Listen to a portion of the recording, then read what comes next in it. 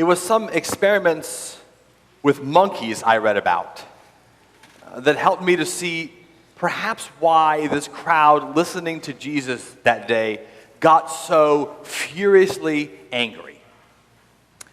Charles Duhigg, in his recent book, Habit, Why We Do What We Do, explains some research that was done on monkeys that sheds some light on the power of habits in our lives. Researchers showed monkeys shapes on a computer screen, and then how with a mouse they could move those shapes around and manipulate them. And after they did this for a time, they were rewarded by being given a drop of blackberry juice on their tongue, because apparently monkeys love blackberry juice. Well, they were observing the brain activity of the monkeys during this experiment, and they noticed a couple interesting things. At the beginning of this experiment, when the monkeys saw the shapes, they had a spike of brain activity. They called this the cue. And then the brain activity tailed off until the monkeys got their hit of blackberry juice at the end, and then that brain activity spiked up again because they love blackberry juice. Well, the more the monkeys repeated this experiment again and again, they discovered that the spike of brain activity associated with getting the blackberry juice at the end came earlier and earlier in the experiment. They began to have a spike of activity as they anticipated the blackberry juice at the end, and so they began to have a craving for it. But then when they finally got through manipulating the shapes and got their hit of blackberry juice, the craving went away. And then one day, the researchers took the blackberry juice away. Everything else stayed the same. They got the cue, they started manipulating the shapes, they had that spike of brain activity which indicated their anticipation of their reward, and then they craved the blackberry juice. They finished manipulating the shapes, they looked everywhere for their juice, it was gone, and they got angry. Violently angry. Thwarted desire. Their frustrated anticipation. Anger. And maybe that's why this congregation listening to Jesus' sermon in the synagogue that day got so angry. Thwarted desire. Frustrated anticipation, because their worship together that day did not fulfill their expectations. Now, in general, we, and I think people in most religions, expect their worship and their regular religious practices to do a few things: to validate our values, to confirm for us our own sense of identity and our place in the world and our relationship with God, and in general, make us feel pretty good and inspired, right? And when it does that, it's like we've gotten our blackberry juice for the week. When it does that, when it validates our values and confirms our identities and reinforces our worldview, it's like, bing, blackberry juice, we've been approved. And so we can leave this place with our heads held high, feeling good about who we are. And when that doesn't happen, it was after a Thanksgiving that I came back to the church office, and I noticed that there was a handwritten letter in my mailbox, and so I read the letter, and the letter began like this: Dear Pastor Owens, my husband and I have been worshiping at Duke Memorial for a number of months, and we'd been fully intending to join the church, but I can definitely say we won't be doing that now. I hate it when they begin that way. And then it went on to say that we came to worship on the Sunday before Thanksgiving, expecting a beautiful Thanksgiving service. We'd never been to a church that didn't have a beautiful Thanksgiving service on the Sunday before Thanksgiving. We were coming hoping to be able to have a time to give thanks for all of God's wonderful blessings in our lives. But you didn't do any of that. And it just so happened that the Sunday, it always happens, that the Sunday before Thanksgiving is in the Christian year known as Christ the King Sunday. So we were celebrating that, focusing on the lordship of Christ. And I'll admit that my sermon had a little bit to do with social justice, and it was kind of edgy and provocative. But you know, edgy and provocative for me is pretty tame, right? But anyway, right? They made it we couldn't believe how you were throwing out tradition, they said. And they warned me in so many words to stop spilling their blackberry juice and made it clear that they wouldn't be coming back. Anticipation. When Jesus stood up to preach that day, the anticipation was high. It was even higher than usual because he's the hometown boy come back. And who better to come to us and validate our worldview and our values than someone we raised, right? They expected to see in him a mirror of their own values, perhaps even perfected. I mean, he's like the divinity students we have worshiping with us who after a couple years go back and worship in the churches they grew up in and they're so proud of them and they pinch their cheeks. Or he's like the high school football star who goes off to college then come back to coach the hometown team. You know, or he's like Scotty McCreery who goes off and wins American Idol then comes back to Garner and sings in his high school gym. Here's Jesus standing up to preach, the hometown boy. Who better to make us feel good about ourselves? They expected to see in him their own selves only refined, their own values only perfected. They wanted to be proud of him. Because, of course, if they could be proud of him, they could be proud of themselves. Anticipation. But Jesus said something. Jesus said something that knocked over the blackberry juice. Something Jesus said about a foreign widow and a foreign general with leprosy thwarted their expectations in worship that day. Something he said challenged their sense of identity and their privileged place in God's plan. Because if they knew anything, they knew this. They were the main act in God's drama. They were God's chosen. They were the first.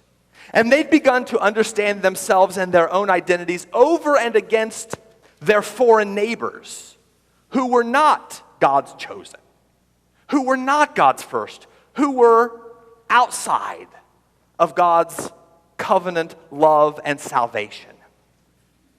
And that's how they knew who they were. Now, of course, there were these stories in the Bible every once in a while. A story about God's grace spilling outside of the approved boundaries, but they're peripheral. Those are marginal stories to the main message, which was about them. I am your God, you are my people, my chosen, my first. They knew who they were. And then Jesus stands up and says, those stories here and there about God's grace spilling over the boundaries, spilling over to a foreign widow, spilling over to a foreign general with leprosy, those are not peripheral. But I have come to show that those stories are right at the center of God's plan. And the way he retold those two little stories challenged them as well. He said it wasn't just that grace went to a foreign widow, but grace went to a foreign widow first. Grace went only to the foreign widow. It's not just that God healed a foreign leper. It's that God healed a foreign leper first. God only healed a foreign leper. In so many words, he was telling them that in these instances, God passed us by. God overlooked us. God passed our ancestors by and went outside. God climbed right over that well-built fence and went out to the people with no passports or papers. God went to them first. And that's the something he said that made him mad. That's the something he said that upset their anticipation and frustrated their desire. He directly challenged by reminding them of these stories, their sense of identity and their privileged place in God's plan. he kicked over the blackberry juice, and they were angry.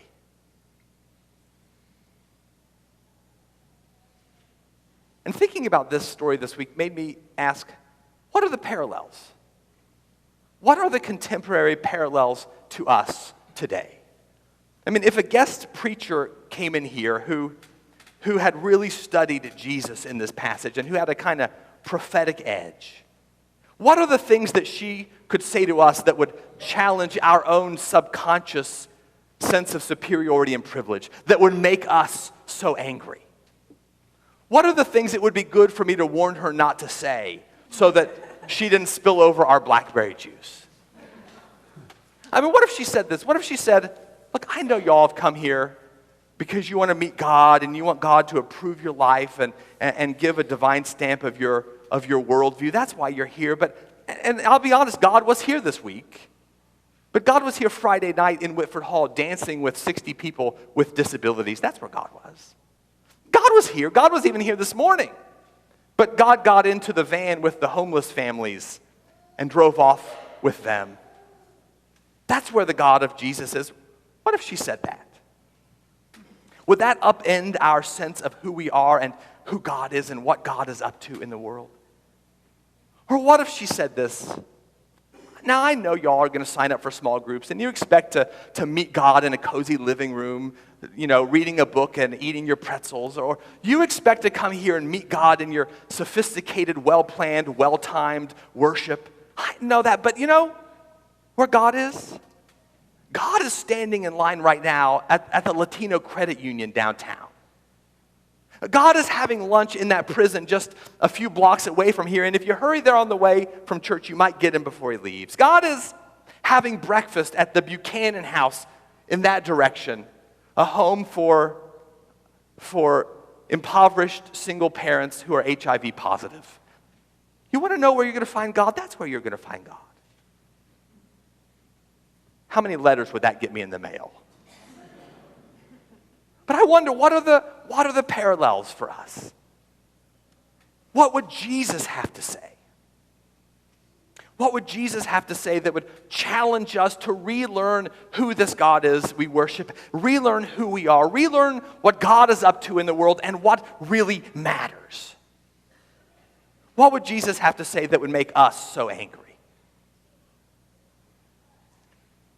Well, if we, hypothetically speaking, were to get angry the way they got angry, if we were to get angry, it would be for one reason. Because we have forgotten something. In that same book on habit, the author tells the story of a man called EP. EP in his 70s got viral encephalitis. And the virus attacked that part of his brain associated with memory. So he could no longer remember the last 4 decades of his life, but he also couldn't learn new things. If you were introduced to EP and you had a conversation with him for about a minute, after a minute he would no longer remember that he had ever met you, and he'd have to be introduced to you all over again. Now you can see how this could cause a number of problems, but there's one problem in particular. Whenever his daughter would come to visit him, she would come and stay for about an hour and have conversation. And when she would get up to leave, he would get furiously angry. He would get angry because he couldn't believe that whoever this person is who had come to visit him would leave without ever speaking to him. He would get angry because he had forgotten that she sat next to him for an hour having conversation. He would get angry because he couldn't remember. And if we were to get angry, it would be because there's something we don't remember, something we've forgotten if we ever knew it at all. We have forgotten that in this story that Jesus is telling, we are the foreign widow. We are the foreign general. We are the ones Jesus has crawled over the fence to rescue. We are the ones Paul calls in the letter to Galatians, Gentile sinners by birth. That's us. We're the ones that Paul calls in the letter to Ephesians aliens from the commonwealth of Israel without God in the world. We are the prodigals God has thrown the party for. We are the lost sheep the shepherd has gone out to find. Because in this story in Luke, Jesus is talking about a very specific line. And it's a line between Jews and non-Jews, between chosen and not chosen, between with God and without God. And without Jesus, we would be on the wrong side of that line. But when we remember who we are, when we remember that we're the outsiders graciously brought in, beggars invited to feast at the head table, aliens freely offered amnesty, when we remember who we are, then we won't be surprised to find Jesus on the wrong side of all kinds of lines. We won't be at all surprised to find Jesus inviting all kinds of people to feast at the head table. We won't be surprised when we find the gospel challenging us to be with people who would never darken the doors of this place, who haven't or maybe have but didn't feel welcome. We won't be surprised or angry or frustrated at all. We'll simply say, wait a minute. I recognize that God. I remember you. You're the one who came after me.